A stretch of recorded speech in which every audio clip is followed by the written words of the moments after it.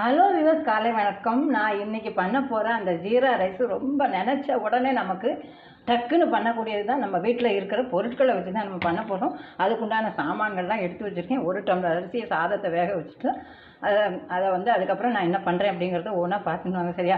நான் இந்த 1 டம்ளர் அரிசி தான் நான் இவ்வளவு சாமான்கள் எடுத்து வச்சுருக்கேன் அப்படின்னு சொல்கிறேன்.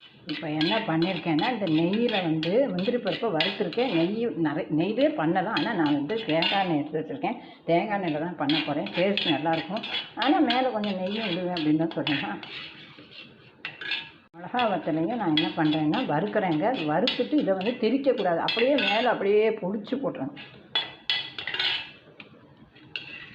பார்த்தீங்களா? நல்லாவே வறுத்துருங்க. அது நல்லா கையில் என்ன செய்யணும், அப்படியே நொறுக்கி போடணும். மிளகு ஜீரகம் எல்லாம் பொடிச்சுன்னு வந்துட்டேன். இஞ்சியை நல்லா சதைச்சின்னு வந்துட்டேன். இந்த கொத்தமல்லி எடுத்து வச்சுருக்கேன். பார்க்கலாம் அடுத்து என்ன பண்ணுறேன்னா, டீயை பாருங்கள், வடிகட்டியாச்சு. நான் சொல்லியிருக்கேன் இல்லையா, அவங்கள்ட்ட டீ நான் ஸ்ட்ராங்காக தான் நான் குடிப்பேங்க. அதுவும் உங்கள்கிட்ட சொல்லணும் இல்லையா. இவ்வளோ ஸ்ட்ராங்காக குடித்தா தான் குடிச்சோமே. குடித்தாலே அதுக்கு தனி மகத்துவம். இப்படி நுரையோடு எடுத்து குடிக்கலாம் வாங்க. தேங்காய்னா காஞ்சாச்சு. இஞ்சி நான் போட்டிருக்கேங்க. இஞ்சிக்கு அப்புறம் என்ன செய்ய போகிறோன்னா, மிளகு பொடியை போடுறேன். அதுக்கப்புறம் ஜீரக பொடியை போடுறேன். நல்லா பார்த்து வச்சுக்கோங்க. அப்புறம் என்ன செய்ய போகிறோம்னா, கொஞ்சம் இந்த ஸ்டேஜில் நம்ம என்ன செய்ய போகிறோம் அப்படின்னா, உப்பு போட்டுருவோம்.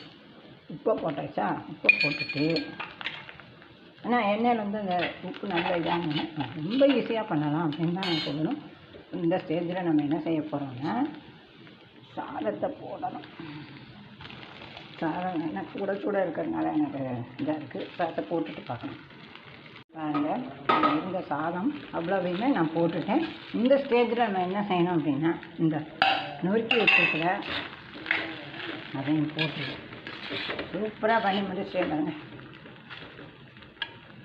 அப்புறம் முந்திரி பருப்பு ஆப்ஷன் தான். வேணும்னா போட்டுக்கலாம், இல்லைன்னா நான் ஸ்கிப் பண்ணிக்கலாம். சரியா? எப்படி இருக்கும்?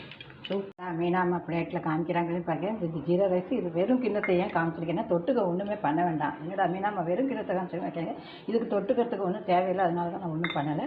வாங்க சாப்பிட்லாம். நன்றி, வணக்கம். உங்களுக்கு ஒரு சின்ன வேண்டுகோள். இதில் கொஞ்சம் சத்தங்கள்லாம் கொஞ்சம் வந்திருக்கும். அதெல்லாம் கொஞ்சம் அட்ஜஸ்ட் பண்ணி பாருங்கள். சரியா? இந்த மரக்கரண்டியில் பண்ணினா சத்தமே கேட்காது. கொஞ்சம் அட்ஜஸ்ட் பண்ணிக்கங்கம்மா கண்ணுங்களா. Thank you very much. Thank you so much. நன்றி, வணக்கம். இதில் தான் பண்ணணும், மறந்துட்டேன். அதனால தான் உங்களுக்கு காமிச்சிருக்கேன். நன்றி, வணக்கம்.